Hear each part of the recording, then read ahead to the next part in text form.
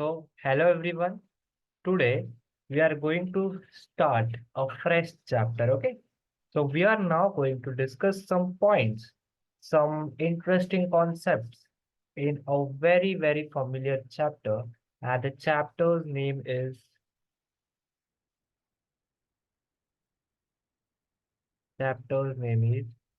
phase rule or your phase equilibria. Okay. So we are going to revolve our this session around the concepts and understanding, trying to understand such various concepts revolving around this particular topic, that is your phase rule. Okay. Now, to understand phase rule, you need to know or you need to have certain basic understanding.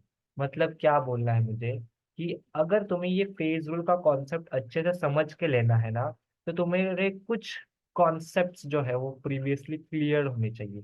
जैसे कि अगर मुझे कोई एक chemical system, okay, if I am allotted और given a chemical system, उस chemical system के कुछ पैरामीटर्स मुझे डिफाइन करने आने चाहिए, जिससे मैं क्या कर सकूं, मेरा जो फेज रूल का पूरा कॉन्सेप्ट है उसे समझ सकूं। जिसमें कौन सी चीजें आती है, उसमें कुछ चीजें आती है जैसे कि हमारे फेजेस, उनमें आते हैं हमारे कंपोनेंट्स, उनमें आती है हमारी डिग्री ऑफ फ्रीडम। ओके। तो ऐसे कुछ तीन चार कॉन्सेप्ट्स के अराउंड पहले हम क्या करेंगे, हमारा बेसिक जो चीज है उसे रिवॉल्व करेंगे, and then we will move to understanding what the main aspect or the core part of this chapter, that are your phase diagrams. So we are going to cover four phase diagrams in this session. Okay. So we'll look into the matter which all four phase diagrams we are going to cover in this chapter. Okay. So the very first thing, we need to cover up the concept of phases. Okay. Now let us example take example के लिए हम क्या consider करते हैं, will consider, अभी मेरे को क्या डिटरमाइन करना है कि फेज क्या होता है। ओके। तो फेज मतलब क्या हुआ, एक ऐसी केमिकल एनवायरनमेंट या फिर कंडीशन जो कैसी होनी चाहिए, इट इज होमोजेनियस। ठीक है, होमोजेनियस होगी। ठीक है, होमोजेनियस होगी, और वो कैसी होगी, हम उसे डिस्टिंक्ट कर सकेंगे, आइडेंटिफाई कर सकते हैं कि हाँ भाई ये फेज अलग है, ये फेज अलग है। वी कैन केमिकली, वो क्या है, होमोजेनियस तो है ही है, लेकिन क्या कर सकता हूँ मैं उसे डिस्टिंक्टली, क्या कर सकता हूँ, उसे डिफरेंशिएट कर सकता हूँ। तो ऐसी कंडीशन को मैं क्या कहता हूँ, फेज कहता हूँ। मेरे लिए कुछ फेजेस उस क्या डिस्टिंक्ट कर सकते हैं, डिस्टिंक्ट इजीली। ओके। हम क्या कर सकते हैं, इजीली डिस्टिंक्ट कर सकते हैं। ठीक है। कुछ फेजेस जो मेरे नॉलेज में अभी आ रहे हैं वो कौन से हुए, we have solid phase, we have liquid phase, and we have gaseous phase. Okay, gaseous phase. ठीक है। अब ये सेकंड पार्ट क्या बोल रहा है, देखो ये सेकंड पार्ट क्या बोल रहा है, कंपोनेंट। ओके। अब मान लो कि ये तुम्हारा एक कोई केमिकल सिस्टम है बीकर के अंदर। ओके। अब ये जो बीकर के अंदर ये जो पूरा सिस्टम है, ये ओवरऑल कितने चीजों से मिलके बना हुआ है। ओके। यानी कि इसका टोटल नंबर ऑफ कॉन्स्टिट्यूएंट्स। ठीक है। इसमें कौन से कॉन्स्टिट्यूएंट्स है, उन कॉन्स्टिट्यूएंट्स को हम क्या बोलेंगे, कंपोनेंट बोलेंगे, जो कि आइडेंटिफाई कर सकते हैं हम लोग इन द सिस्टम। ओके। और सबसे पहली चीज, अब ये कंपोनेंट्स और फेस पढ़ लिया, अब इसे अप्लाई करके क्वेश्चंस हम ट्राई करेंगे, जिससे हमारा क्या हो जाएगा, थोड़ा नॉलेज और ब्रश अप हो जाएगा। तो उसके लिए हम क्या करेंगे, कुछ एग्जाम्पल्स हम ट्राई करेंगे यहाँ पे समझने की। ओके। तो very first point we are going to understand is कि अ सिस्टम है, ठीक है, system containing ice and water. यानी क्या किया मैंने, मैंने क्या किया, एक बीकर था, उसमें क्या है भाई, वाटर है। हम्म। और ये क्या है भाई, ice cubes. Okay. What are this, this are your ice cubes. और इन्हें क्या कर दिया मैंने, इन आइस क्यूब्स को इसमें मिला दिया। ठीक है। तो यहाँ से क्या हुई, एक सिस्टम जनरेट हुई। ठीक है, एक सिस्टम जनरेट हुई, जिस सिस्टम में क्या है भाई, पानी भी है, यानी लिक्विड फेज में तुम्हारा पानी भी है। Okay. It consists of liquid phase. Okay, liquid phase of water as well as water is also present. कौन से फेज में? इन सॉलिड फेज, ठीक है, in solid phase, in form of ice. यानी क्या देखो, यानी क्या हो रहा है देखो, एग्जैक्टली यहाँ पे क्या हुआ है, केमिकल इक्विलिब्रियम मेंटेन हो चुका है। यानी कि क्या हो रहा है, मेरा जितने मॉलिक्यूल्स यहाँ पे मेरे इतने मॉलिक्यूल्स मेरे लिक्विफाई हो रहे हैं, उतने ही सॉलिडिफाई भी हो रहे हैं। तो ऐसे में देख सकता हूँ कि यहाँ पे जो दो फेजेस है ना, that is your liquid phase, okay, and तुम्हारा सॉलिड फेज, इनमें क्या हुई है, एक इक्विलिब्रियम स्टैब्लिश हुई है। इस इक्विलिब्रियम को मैं क्या कहूंगा, इस इक्विलिब्रियम को मैं क्या कहूंगा, फेज इक्विलिब्रियम। यानी दो फेज के बीच में इक्विलिब्रियम मेरी मेंटेन हो चुकी है। यानी क्या, सर्टेन अमाउंट ऑफ पार्टिकल्स जो लिक्विड फेज में है, वो क्या कर रहे हैं, they are crystallising into solid form, और जो सॉलिड फॉर्म में है वो क्या कर रहे हैं, वो लिक्विड फॉर्म में कन्वर्ट हो रहे हैं, ठीक है। तो लिक्विड फॉर्म में कन्वर्ट होना यानी मेल्ट हो रहे हैं। तो जब ये total number of net total number of constituents of water in liquid phase and solid phase moving into each other phase becomes equal, we can say that the phase equilibria has been attained. Okay, तो ऐसे case में मैं क्या कर देख पाऊंगा कि मेरे पास ice, that is your solid phase as well as your liquid phase, दोनों में डिस्टिंक्ट कर सकता हूँ। मेरी आंखों से मैं देख सकता हूँ, हाँ मुझे पानी भी दिख रहा है, अलॉन्ग विद दैट मुझे कुछ सॉलिड पीसेस ऑफ आइस भी दिख रहे हैं इनटू माय सिस्टम। तो मैं ये क्या कह सकता हूँ, मैं ये कह सकता हूँ कि यहाँ पर टोटल नंबर ऑफ फेजेस कौन से हैं, टू प्रेजेंट है मेरे सिस्टम में, ठीक है। तो total number of phases, phases को पी से रिप्रेजेंट करेंगे, कितने प्रेजेंट है, टू प्रेजेंट है। और अगर मैं देखने को जाऊं तो मेरा पूरा सिस्टम है, पूरे सिस्टम में क्या है, वाटर ही है जो कि लिक्विड फेज में है और एक सॉलिड फेज में है, और वो एक फेज इक्विलिब्रियम अटेन करके बैठे हुए हैं। यानी मेरा ओवरऑल सिस्टम को अगर मैं देखूं, तो ओवरऑल सिस्टम में मैंने जब केमिकली अंदर घुसने की कोशिश की तो मुझे सिर्फ एक ही चीज दिखी, वो क्या थी, दैट वाज योर H2O। यानी क्या, एक ही कंपोनेंट है मेरे सिस्टम में, that is your water, H2O। तो इसका कंपोनेंट सी क्या हुआ, कंपोनेंट हुआ 1। ओके, तो कंपोनेंट यानी क्या, the total number of constituents जो क्या कर रहे हैं, उस सिस्टम को बना रहे हैं, उसे हम लोग कहेंगे कंपोनेंट। और फेज क्या हुई, फेज एक ऐसी केमिकल कंडीशन है जो कि होमोजेनियस है नेचर में, और जिसे हम डिस्टिंक्ट कर सकते हैं with our open eyes. Okay, जैसे फेज हुए liquid, solid, gases.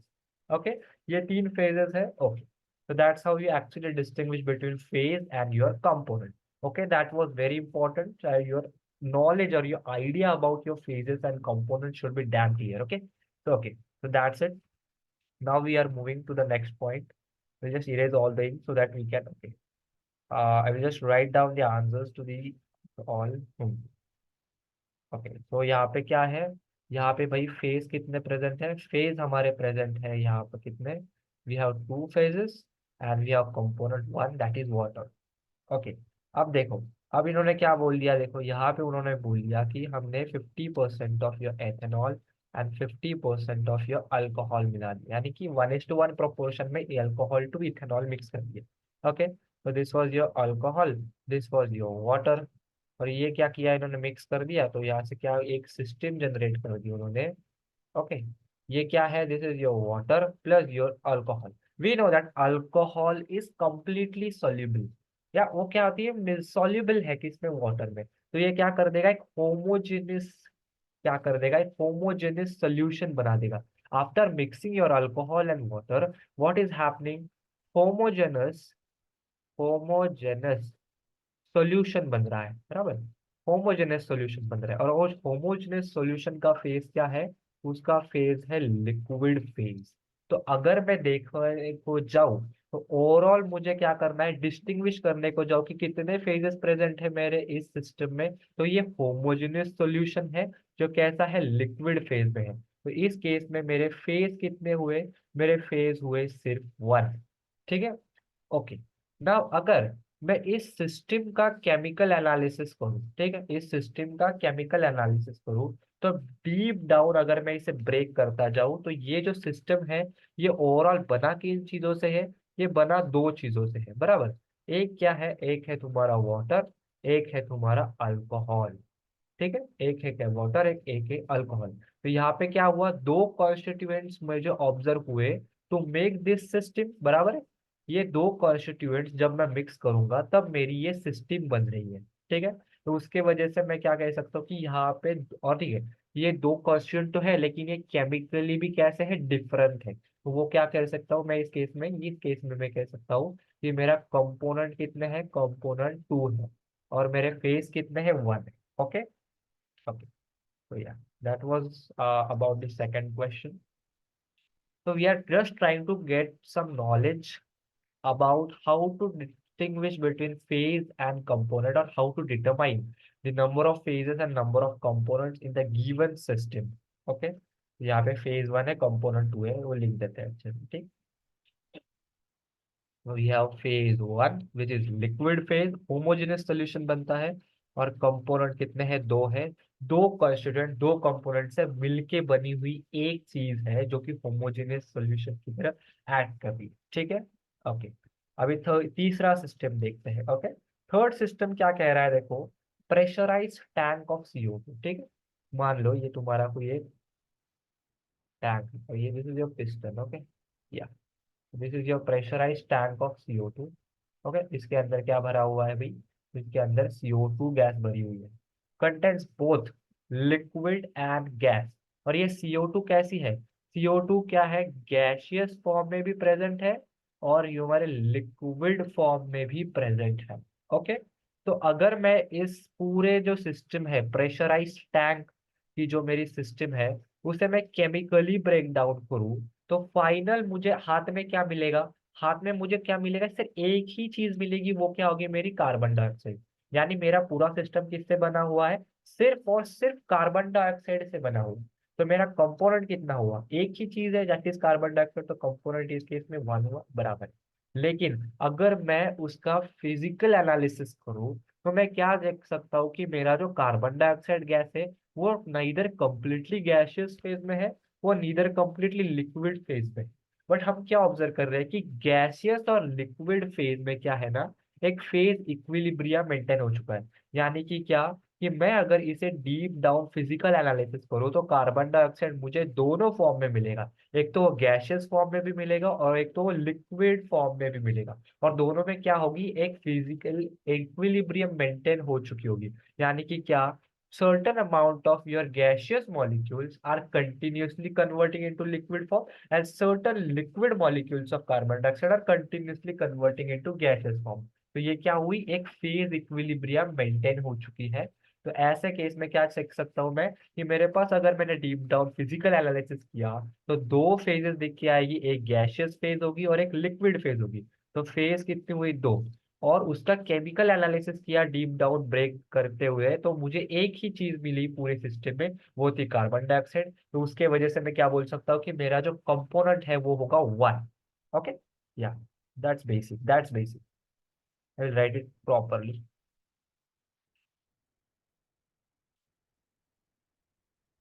It's quite easy actually.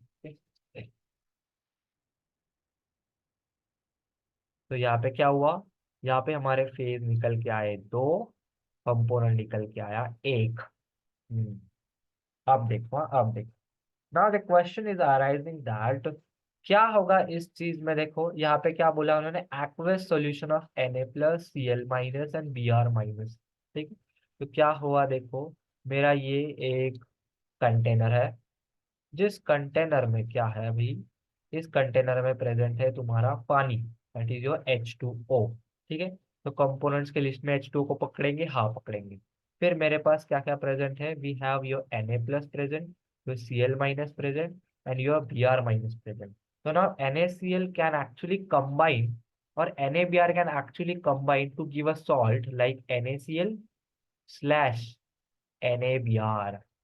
ये Br के साथ कंबाइन होता है, और एक आयन पर्टिकुलरली क्या हो जाएगा? वो It would not combine with any of the species. It will remain as ionized species into the solution. Now, अगर मैं इस solution को देखने को जाऊँ तो NaCl actually gets dissolved into your water. तो एक homogeneous solution बन रहा है and your bromide ions are also dissolved in this water. तो मैं क्या देख सकता हूँ, यहाँ पे अगर मैंने देखा जाए तो ये कैसा है, ये भी एक होमोजेनियस सॉल्यूशन ही है तो है, होमोजेनियस सॉल्यूशन ही तो है। और सॉल्यूशन का फेज क्या है, लिक्विड फेज है कि नहीं। तो फेज क्या हुआ इसका, इसका फेज हुआ 1। और इसके कंपोनेंट क्या क्या है, इसके कंपोनेंट है, एक तो पानी है, ओके, एक तो इधर NaCl या NaBr सॉल्ट होगा, बराबर। और एक होगा क्या, ये रिमेनिंग स्पीशीज जो काउंटर करने के लिए हमारे पास कुछ है नहीं, तो वो स्पीशीज बच जाएगी, तो उसके वजह से उसको भी पकड़ के चलिए। ठीक है, तो यहाँ पे कंपोनेंट्स कितने आए, टोटल 3 कंपोनेंट्स। ओके, या so that was basic.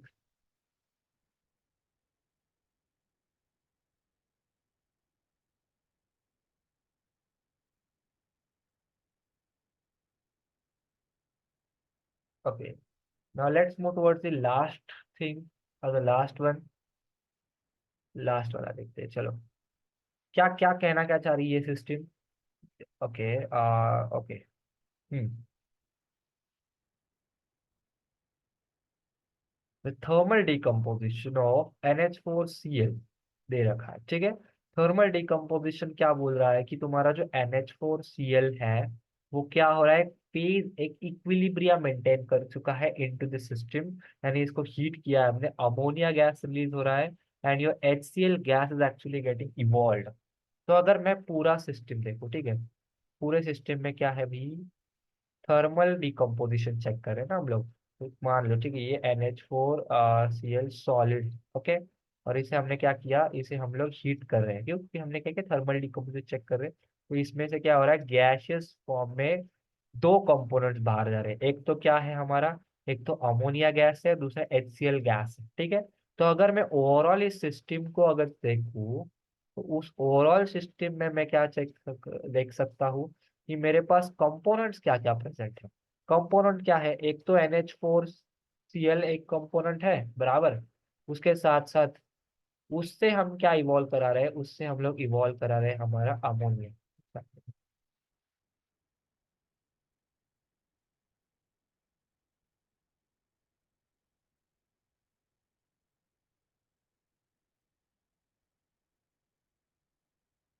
या just a minute.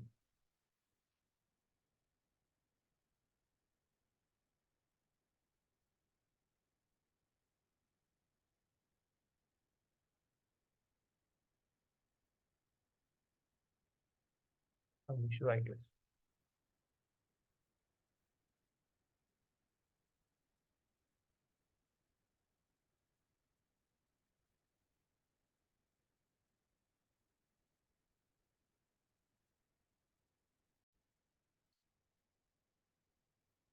So, okay, we are back after a technical glitch.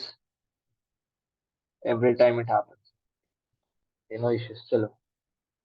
Chalo. Next point we are actually studying about is your NH thermal decomposition पढ़ेंगे हम लोग ये एक system दिया है हमने where you're actually what you have suppose एक चीज okay, so this is your what, this is your NH4 solid.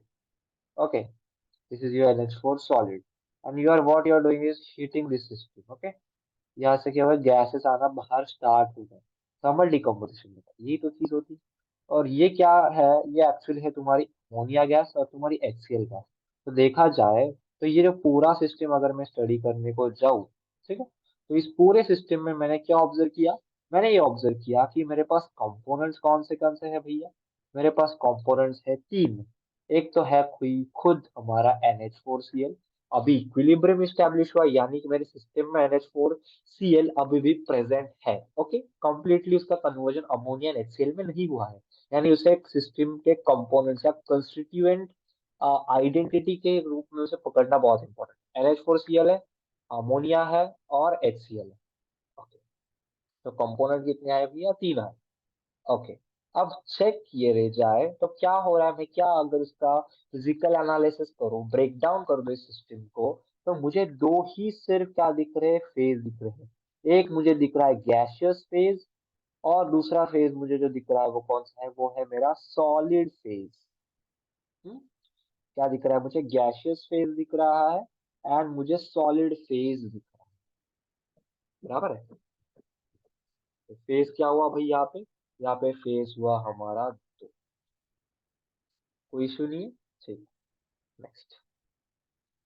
अब ये चीज पढ़ने के बाद एक बहुत ही ज्यादा इंपॉर्टेंट पॉइंट पढ़ने का टाइम आया है हमारा, which is your degree of freedom, जिसे हम लोग एफ से डिनोट करते हैं, और हमारे पास गिब्स फेज रूल से एक फॉर्मूला आता है, that is your F is actually equal to your C minus P plus to.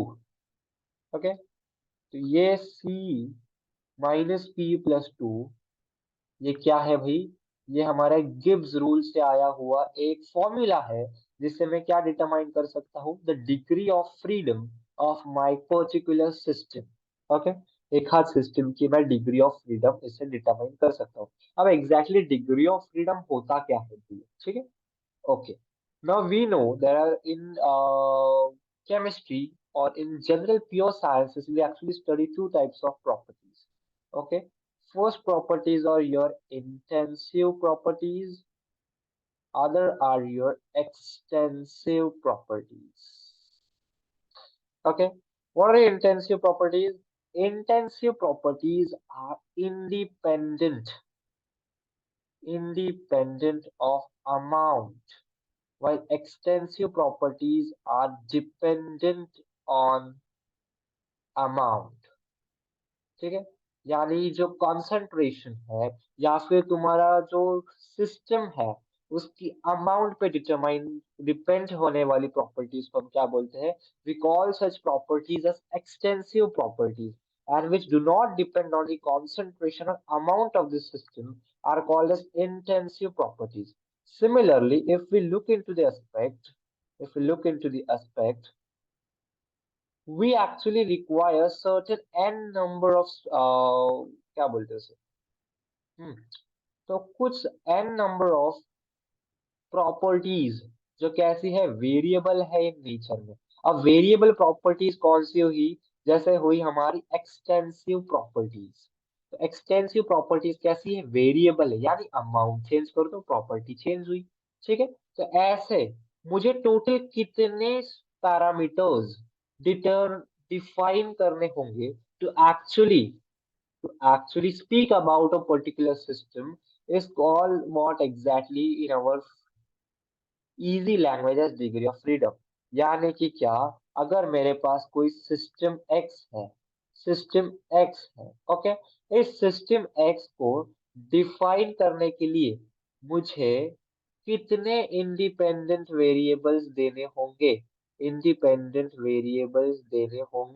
उसे क्या करूंगा, number of independent variables required to actually determine और define this particular system X, उसे मैं क्या कहूंगा, उसे मैं कहूंगा मेरी degree of freedom.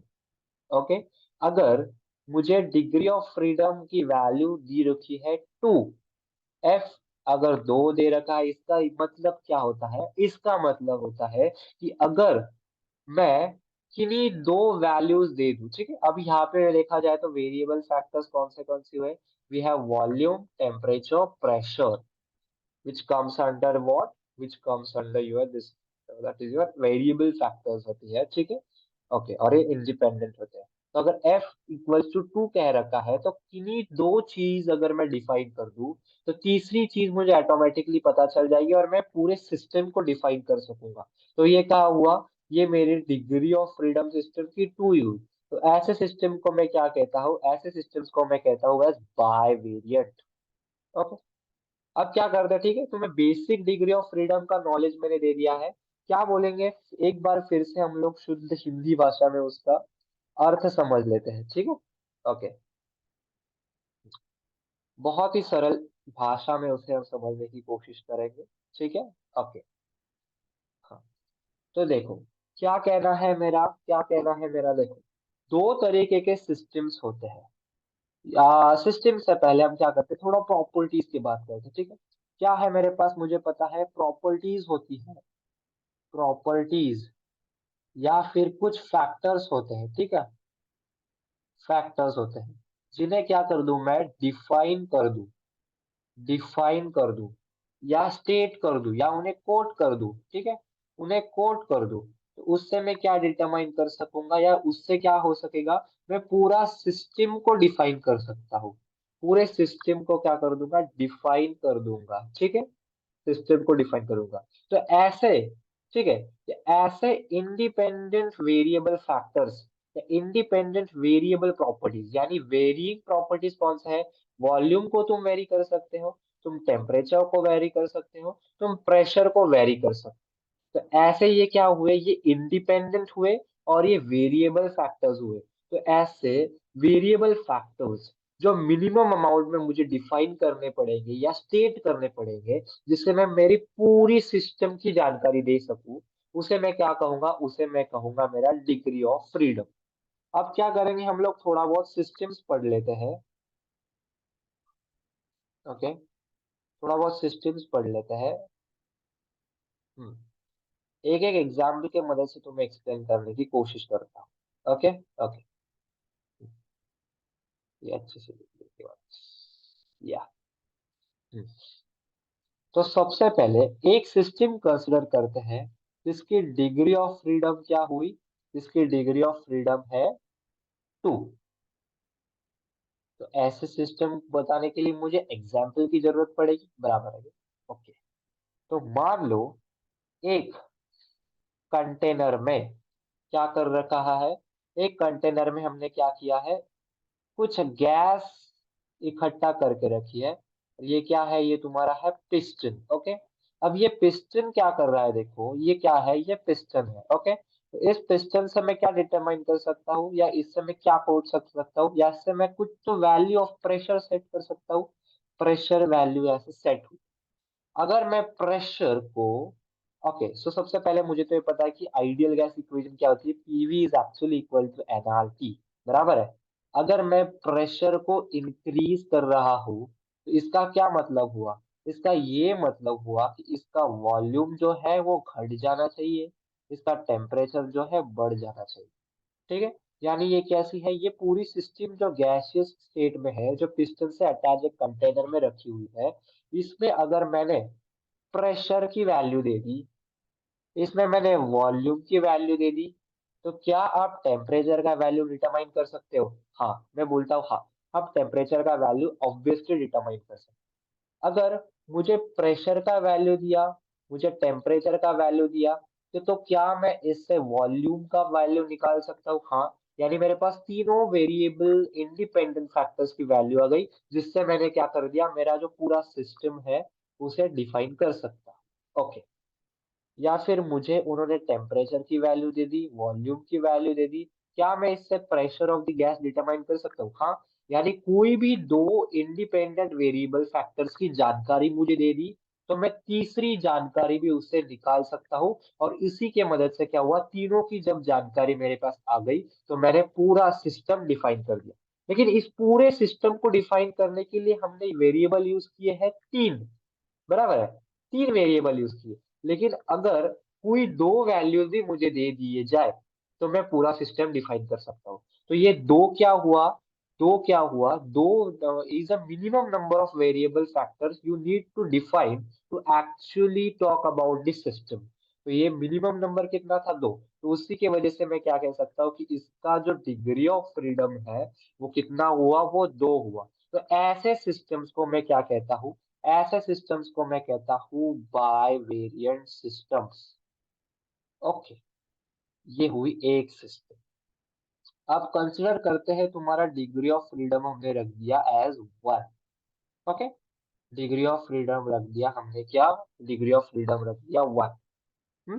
Degree of freedom जब हमने 1 रखा तो ओके, मान लेते हैं अब तुम्हारा क्या है, ये वाटर इसमें हमने रख दिया, ठीक है, ओके। तो यहाँ पे मैंने क्या बोल दिया, यहाँ पे मैंने बोल दिया कि मेरा जो लिक्विड है वो इक्विलिब्रियम में है किसके साथ, लिक्विड फेज, या फिर vapour pressure of your liquid phase has actually become equal to atmospheric pressure, okay. Liquid phase का कन्वर्जन हो रहा है into what, into your gaseous phase में। और यहाँ पे मैंने क्या करना है, अभी देखो, अब मुझे ये पता है how do I define boiling point of a particular liquid. Boiling point को अगर मुझे डिफाइन करना है तो मैं क्या बोलूंगा कि एक हाथ सिस्टम का वेपर प्रेशर जब एटमॉस्फेरिक प्रेशर या फिर एक्सटर्नल प्रेशर जो अप्लाई कर रखा है उसे इक्वेट कर दिया जाए, तो वो मुझे क्या दे देगा, वो मुझे दे देगा boiling point of that system. उस टेम्परेचर पे मैं क्या कर सकता हूँ कि सिस्टम बॉईल होना स्टार्ट हो चुका है, बराबर है। ठीक है, अब सिमिलरली हमने केस ले रखा है किसका, वाटर का। और मैं ऑब्जर्व कर रहा हूँ कि वाटर जो है वो लिक्विड से गैसियस फेज में ट्रांसफर कर रहा है। और मेरे पास जो प्रेशर डिफाइन कर रखा है वो कितना है, 1 एटीएम प्रेशर है। तो अगर मुझे ये बता रखा है कि मेरा जो वॉल्यूम है वो रिड्यूस हो रहा है पानी का, यानी प्रेशर 1 एटीएम तो डिफाइन कर रखा है। ये प्रेशर क्या है, ये प्रेशर कौन सा, ये प्रेशर एक्सटर्नल प्रेशर नहीं है या फिर ये एटमॉस्फेरिक प्रेशर नहीं है। ये प्रेशर क्या है, ये प्रेशर है मेरा वेपर प्रेशर ऑफ लिक्विड। अगर मेरे लिक्विड का वेपर प्रेशर 1 एटीएम है और मेरा लिक्विड वाटर है तो ऑब्वियसली टेम्परेचर क्या होने वाला है, टेम्परेचर ऑब्वियसली 100 डिग्री सेल्सियस ही होगा। यानी अगर मेरा सिर्फ वेपर प्रेशर डिफाइन करने से मुझे टेम्परेचर की इंफॉर्मेशन मिल रही है ऑटोमेटिकली, यानी कि क्या, मुझे सिर्फ प्रेशर का वैल्यू दे दिया तो मैंने टेम्परेचर डिटरमिन किया। और अगर मुझे बोल दिया कि ये लो तुम्हारा एक सिस्टम है, ये कंटेनर है जिसमें पानी है जो कंटिन्यूअसली बॉईल हो रहा है, और अगर मैंने क्या किया, एक थर्मोमीटर लाके इसमें छोड़ दिया और ये थर्मोमीटर क्या शो कर रहा है, reading, this thermometer actually showing you reading of 100 degree Celsius. Okay, 100 degree Celsius या 100 डिग्री सेल्सियस ये टेम्परेचर शो कर रहा होगा। तो ये बात बहुत ही ज्यादा नेचुरली हम एक्सप्रेस कर सकते हैं कि हाँ भाई, मतलब इसका वेपर प्रेशर होगा। वो क्या होगा, वेपर प्रेशर किसका, लिक्विड का। लिक्विड क्या है, वाटर। तो वाटर का जो वेपर प्रेशर होगा वो बिना सोचे समझे हमें क्या लिख देना है, 1 एटीएम लिख देना, ठीक है। यानी अगर मैंने एक ही प्रॉपर्टी यहाँ पे क्या कर दी, जो इंडिपेंडेंट वेरिएबल प्रॉपर्टी है डिफाइन करने से दूसरी प्रॉपर्टी ऑटोमेटिकली मेरे सामने आ गई और जिससे पूरा सिस्टम डिफाइन हो गया। यानी minimum number of independent variable factor require was 1। तो यहाँ पे उसका डिग्री ऑफ फ्रीडम क्या हो गया, 1 हो गया, ठीक है। तो ऐसे सिस्टम्स को हम लोग क्या कहते हैं, ऐसे सिस्टम को हम लोग कहते हैं मोनोवेरिएंट स्लैश यूनिवेरिएंट कहते हैं। Okay, very very important. अब तीसरा पॉइंट है जो कि बहुत ही ज्यादा इंपॉर्टेंट है हमारे इस पॉइंट के ऊपर, अभी आगे जो आने वाला पूरा डिस्कशन है ना वो उसी के ऊपर बेस्ड है। ओके, ओके, तो चलो मान लेते हैं अब तुम्हारा जो डिग्री ऑफ फ्रीडम हमने स्टैब्लिश कर रखा है वो कितना दे दिया, उसे हमने कर दिया इस केस में 0, ठीक है, 0 कर दिया। यानी कि क्या, इस चीज का मतलब ये होता है, इस चीज का मतलब ये होता है कि अब मुझे मिनिमम इंडिपेंडेंट वेरिएबल्स देने की जरूरत नहीं है। आई एक्चुअली, ओके, यहाँ पे क्या चल रहा था कि एक इंडिपेंडेंट वेरिएबल की वैल्यू बता दो, दूसरा का हम ऑटोमेटिकली डिटरमाइन कर लेंगे, पूरा सिस्टम डिफाइन हो जाए। या इस केस में दो चीजें बता दो, तीसरी चीज हम पकड़ लेंगे, उससे क्या हुआ, पूरा सिस्टम डिफाइन हुआ। लेकिन जब तुम्हारी डिग्री ऑफ फ्रीडम 0 हो जाए तो कोई इंडिपेंडेंट वेरिएबल काम नहीं आएगा, तुम्हें हर एक वैल्यू स्टेट करनी पड़ेगी। उसी से क्या कर सकते हो तुम लोग, तुम्हारा सिस्टम है उसे डिफाइन कर सकते हो।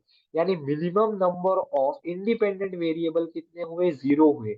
इंडिपेंडेंट वेरिएबल मतलब एक वेरिएबल बता दिया, जैसे प्रेशर बता दिया तो उससे टेम्परेचर वॉल्यूम निकाल लिया, ऐसी चीजें नहीं होगी। अब मुझे प्रेशर की वैल्यू भी स्टेट करनी पड़ेगी पर्टिकुलर, वॉल्यूम की वैल्यू पर्टिकुलरली स्टेट करनी पड़ेगी, प्रेशर की वैल्यू पर्टिकुलरली स्टेट करनी पड़ेगी, तभी जाके मेरा सिस्टम डिफाइन होगा। तो ऐसी कंडीशन को हम लोग डिग्री ऑफ फ्रीडम 0 कहते हैं। यानी इसमें क्या है, हर एक वैल्यू एक प्री डिटरमाइंड और सेट होनी चाहिए। यहाँ पे वेरिएबल्स के मदद से हम लोग वैल्यू डिटरमाइन नहीं कर सकते। यानी minimum number of independent variable required to determine define such system is 0। क्योंकि हर एक वैल्यू इंपॉर्टेंट है, क्योंकि ये क्या है, एक दूसरे के ऊपर अभी डिपेंडेंट नहीं है। Okay, that's simple. Okay, that's it, simple. Okay, चीज पढ़ ली। ओके, अब सपोज करते हैं हमारे पास सिस्टम कौन सी दे रखी है, सिस्टम दे रखी है हमारे पास वाटर की। वी नो दैट कि वाटर कितने फेजेस में रहता है, it actually remains in three phases ना, one is its gaseous phase, one is its liquid phase and one is its solid phase. Okay, अब क्या है, एक ऐसे सिस्टम है जहाँ पे तुम्हारा गैसियस फेज इक्विलिब्रियम मेंटेन कर रहा है with liquid phase and even your liquid phase is maintaining equilibrium with your solid phase.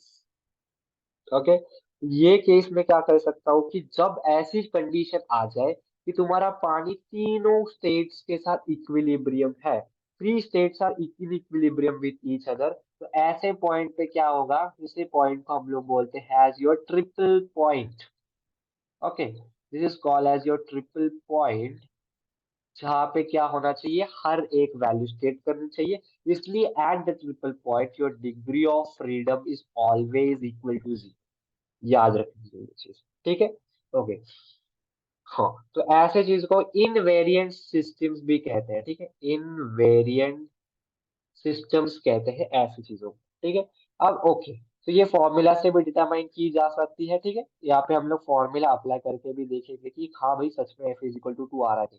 अब इस केस में अगर मैं देखने को जाऊँ, तो टोटल नंबर ऑफ कंपोनेंट क्या है, अब मान लो तुमने क्या कर दिया, इसमें CO2 गैस फिल कर ली, मान लो ना, ठीक है, CO2 गैस फिल कर लिया, ओके, तो CO2 गैस फिल कर लिया और उसे मैं क्या कर रहा हूँ, प्रेशराइज करने स्टार्ट कर रहा हूँ, ठीक है, प्रेशराइज कर रहा हूँ, तो कितना हुआ इसमें फेज, फेज कितने है इस चीज में, फेज, तो कंपोनेंट तो क्या है, component is actually equal to one, बराबर है।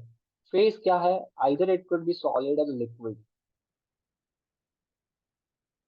ओके, फेज एक ही है, गैसियस है, गैस स्टेट में कन्वर्ट, गैसियस सिस्टम हम स्टडी कर रहे हैं, तो phase is actually equal to one.